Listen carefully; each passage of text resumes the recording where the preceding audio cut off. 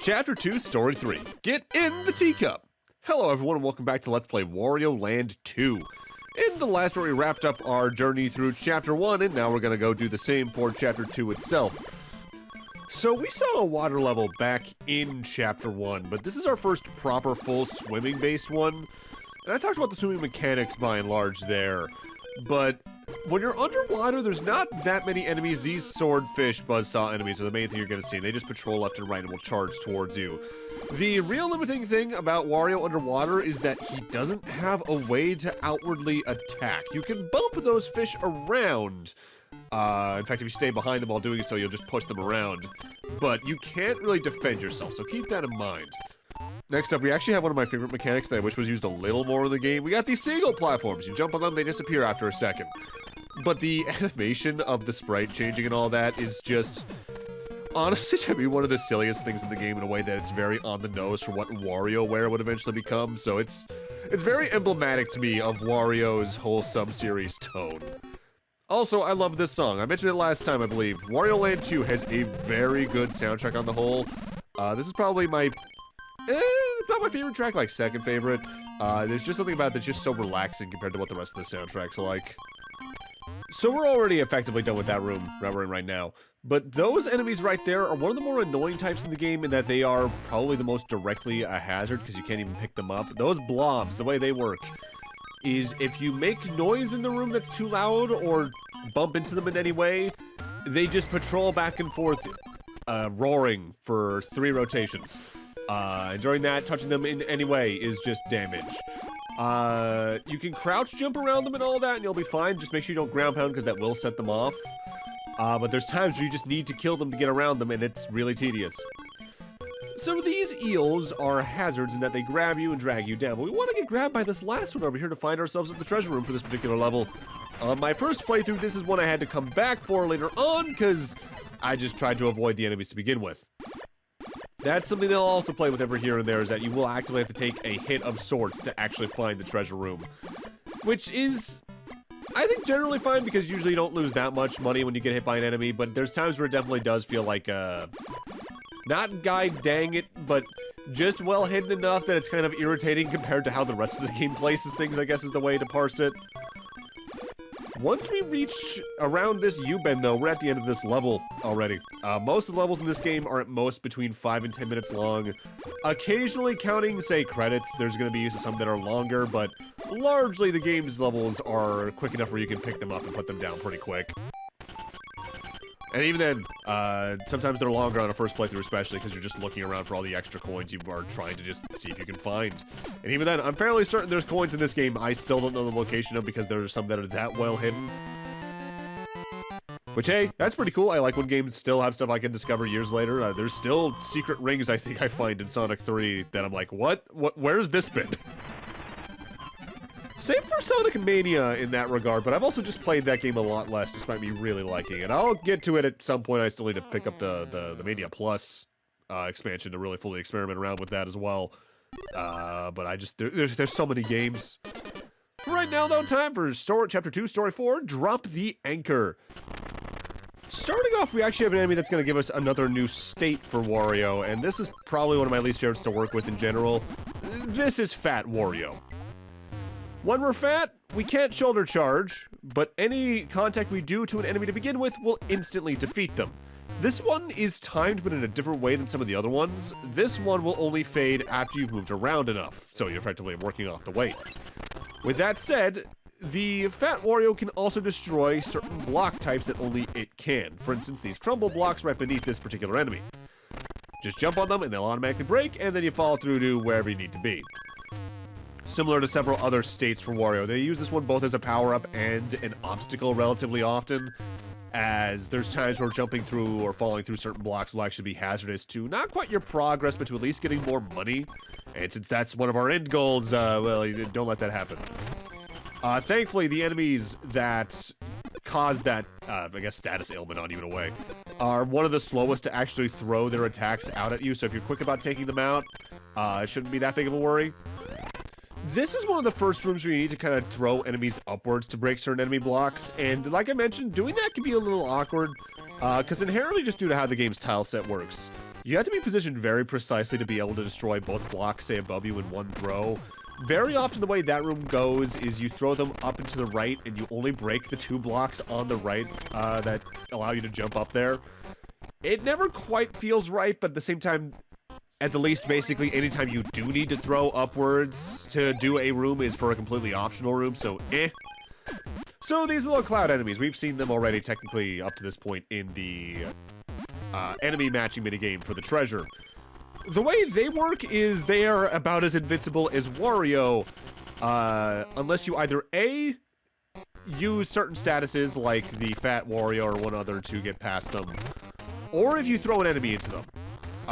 They are the most directly obstacle out of any of the enemies in the game.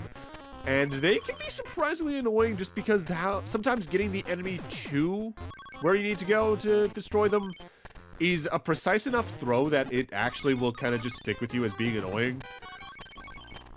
Now, something else I haven't talked about when it comes to how the game feels is when you charge, obviously, you'll destroy enemies in one shot pretty much universally. But whenever you charge through small blocks, like hidden blocks to find hidden passageways, the small boxes and all that, you charge straight through those. But the large boxes like that will always stop you. And what's annoying about that, to me at the least, is they'll often place box arrangement in such a way where there's always a large box every like 2 or 3 small boxes. And that means you're constantly recharging in a way that never quite feels right to me. But that's probably, I guess the best way to compare it is, it's the speed booster from Metroid in me, where I'd rather charge through an entire set of things at once rather than get stopped constantly, have to press the button again and again. It's not a big deal, it's just a minor game feel thing I appreciate when something does versus the other way. You do have to do a charge shoulder jump to get up to this specific treasure room, by the way, in either direction. Notably, one of the set of coins I'm not exactly sure how to access is actually in this specific room. It's to the left of the door on the bottom left. I'm genuinely just not sure. It's probably like actually like hidden enemy blocks. Because there are some enemy blocks that are completely unmarked and you just have to know to throw something at them. There's actually a treasure door later on in the LP that's hidden behind such a thing. But I'm not sure how to reach those ones in specific. Although notably, you saw it a little bit there. Wario's shoulder charge does actually carry momentum, and later on we will have to use it for this. Where if you shoulder charge and then duck, Wario does slide a little bit. That's not used too often, but it can help you maybe get around some attacks in the case you're having issues getting past things. Right here we have one of the more archetypal uses of Fat Wario, where it's destroying blocks to get down into a room like this, where there's a lot of one-way platforms to block you from going down any other way. The one-way platforms in this game they use pretty regularly to just block your progress, and there's times where it does get kind of annoying, but a lot of that's also because I played this game through in about 3 days, so I just got tired of seeing them after a certain point. With that, though, we've now done 4 of the stages of Chapter 2, so it's time for us to go finish off this particular chapter with Chapter 2, Story 5. And we're actually going to see a very familiar face if you played the first game in this particular level. Also, just to say it, I love every bit of the sound design involving the panel pieces. It's just so bizarrely satisfying. Story 5, Defeat Bobo. That's right, a boss from Wario Land 1 actually returns. Mind you, with a radically changed moveset because of the different mechanics, but we'll come across that once we get to the actual boss fight. Now, I talked about how bosses work last time, where if you get hit largely, you just get sent to another room, and you have to make your way back to the boss fight and start again from scratch. Notably, if there's a room I'm not showing off in any given boss level, it's usually going to be that. There are sometimes I actually do intentionally get hit by a boss to showcase those other rooms, usually because they're pretty lucrative for coin counts and all that. But past a certain point, there's a time where that's just not going to be worth it, because if you're good about solving the matching minigames easily and getting coins along the way, you're going to have enough of a stock up that you don't really need to worry about it. I will say getting 100% in Wario Land 2 is at times more annoying than Wario Land 1, but it's ultimately easier than Wario Land 1 as well. If only because since the entire game is structured around finding things in such a way that you get used to it and start to just get used to looking at every corner for something, compared to Wario Land 1, where largely a lot of the treasures are hidden in such a way where you didn't have to look as hard. Usually it was like, okay, if I just check this other direction over here, maybe I'll find something. Because they hide things in walls that aren't exactly marked, you do have to investigate more commonly. Also, while it might not seem like it, this game does have a relatively varied enemy cast. The most annoying enemy to me is the little guy that just punches. For the very distinct reason of, for one thing, the punches have a pretty large hitbox, but they also a lot of times place them in such a way where avoiding them is surprisingly difficult if they're in, like, say, 1-tile-wide hallways, 2-tile-wide ones where jumping around them is kind of awkward and all that. But a strategy you can use that I eventually start doing pretty regularly in the LP. Whenever you ground pound, you stun enemies, and they sit there for a second, which leaves them open to begin with. But 9 times out of 10 when you do that, they'll also turn around and start walking the other direction. And that leaves them very open for attacks from behind in a way where if you're having trouble getting past enemies in some areas, and you don't want to just wait for them to turn around, do that. It'll save you a surprising amount of time and, in some cases, money. I'm grabbing this particular enemy because I want to take it over here and throw it to the right because there are unmarked enemy blocks here. At least I think those are only enemy blocks. I think if you shoulder charge into that, they don't get destroyed. But even then, you would still need an enemy to throw through there, as since it's a 1-tile high pathway, you can't exactly shoulder charge both ends of it in one go. There are times where they'll place things like that where you can, say, roll through it, but not so much here. The game gives you the tools, use them. There's only really a couple times where there's a jump that's just plain awkward to make. And usually, a charge jump will go a long way for that. Once we grab these coins, though, it's time for the boss fight against Bobo.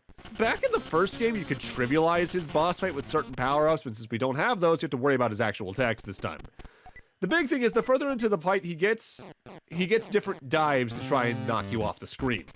Starting off, he just does a basic dive where he does an arc downwards, but then eventually he'll go straight down to the floor and try to hit you.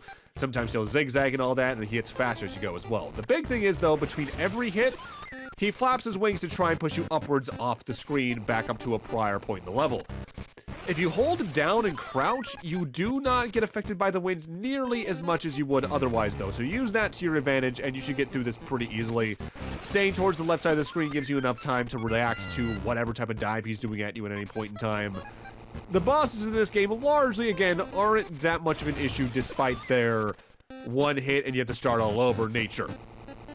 The worst part is easily the end of the boss fight, though, because he starts doing dives that are waves up and down. And a high jump can hit him at any point, but you'd be surprised on how high he'll go on the high bits if you're just trying to do a normal jump. So that can catch you off guard and cause you to restart if you're not careful. With Chapter 2 out of the way, though, we're now moving on to Chapter 3, which I'm not going to say is a low point in the game for me, but it probably is my least favorite of the core chapters the game has. If only because I think the other chapters all do more interesting things on the macro scale, at least. Hey, we got the first full row done, at least.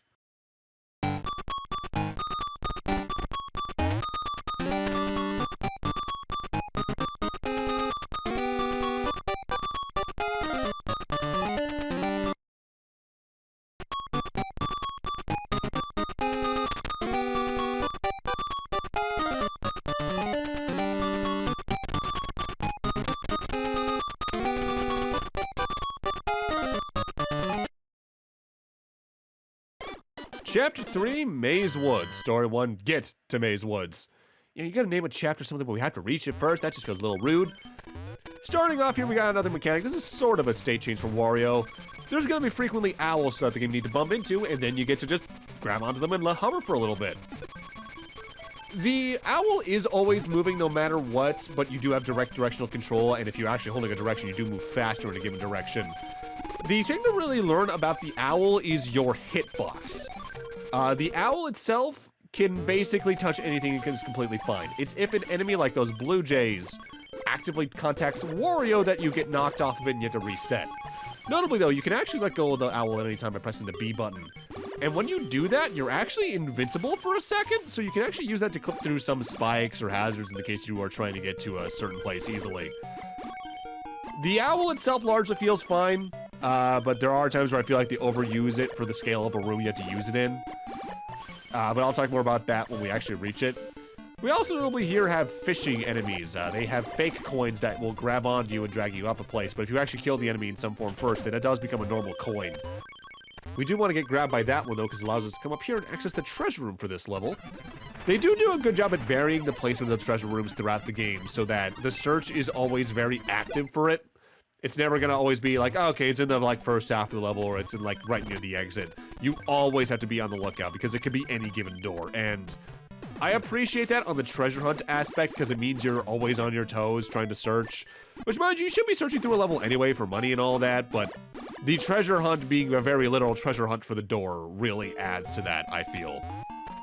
You can do this room in two ways. You can either do what we're meant to do here and just hit that enemy, but there's also a hidden passageway that goes directly beneath us all the way around, but it does have enemy blocks you need to actually use an enemy to break, so you might get a little iffy if you kill an enemy a little too quickly and all that, but again, respawning an enemy is as easy as leaving a room and re-entering it, so it's never that big of a worry. Although down here, you really get to see what I was talking about earlier, where the physical space required to lift an enemy can sometimes be the biggest obstacle in trying to throw an enemy, because either it'll get knocked out of your hand by the ceiling, by the wall next to you and all that, even just picking it up can be a nightmare at times, which feels wacky at times, and it's really meant to. Just given they need to make the game have a challenge of some sort, and since they can't really kill you, making things fight you at any given angle like that is, I guess, the next best thing. Very often we're gonna see these weird-looking Dr. Wily-looking skullcopters across the levels, especially whenever there is an owl in play, though, as it's the really most constant hazard they can give you outside of the blue jay enemies that charge at you when you get too close to them. There's largely two varieties, ones that move directly laterally, either up or down, left and right, or ones that rotate. The rotating ones are the more annoying ones by and large, because while their arcs are pretty circular, the size of Wario's sprite at times is at odds with their arcs in a way where it's very easy to get hit and often knocked down in either to a prior part of the level you need to grab another owl to get back up to, or into water currents and just get sent back to the start of the room anyway. I should note though, the owls do function like the enemies in that if you lose one and then go back to where it spawned, it'll usually be right there again. You never need to leave the room for those things in most cases. Usually one of the best things about any given level that has the owl as a focus though is that usually any room that's focused on the owl is very lucrative for your coin count, to the point where there are certain levels near the end of the LP that are some of the best levels for grinding out coins in the game should you need to for one reason or another, be it failing the number matching game or otherwise. Now is it worth replaying them over and over again to do that? Probably. It really depends on how you're going with either your luck on the number matching minigame or what difficulty you're constantly selecting for the treasure minigame. Since I'm constantly selecting the 50 for that, I'm usually making a good profit at any given stage, but in the case you're selecting even normal or easy, you're probably losing a lot more money than I am in the long run. Also, I don't know why. This level's a very good example of it. I don't know why, but there's something very appealing to me about specifically Game Boy Color era water spriting between this and the Oracle games, and I guess Link's Awakening DX in that regard as well. Something about it just is so appealing to me. I think it's maybe the specific shades of blue they use. I love it so much. That's that level done with, and once we get our next number matching minigame out of the way, it's time for us to also end the part. So with that, I'm gonna need to end this off here. Thank you guys for watching, and in part 4, we're gonna make a brief, quick little jaunt throughout the rest of Chapter 3 before technically starting off Chapter 4. See you guys then.